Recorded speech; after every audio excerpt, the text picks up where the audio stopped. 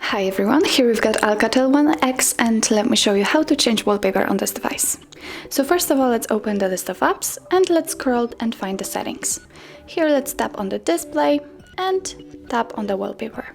As you can see, we can choose wallpaper from live wallpapers, photos or regular wallpapers. So let me pick, for example, wallpapers. And as you can see here, we've got some defaultly installed wallpapers from which we can choose. If you want to see how it will look like, then simply tap on it. And if you are ready, click on Set Wallpaper. As you can see, you can set wallpaper on your home screen, lock screen or both. So let me pick both and let's get back. And as you can see, the wallpaper has been changed successfully. So that's all. This is how to change wallpaper in your ALCATEL One X. Thank you so much for watching. If you find that this video was helpful, please hit the subscribe button and leave the thumbs up.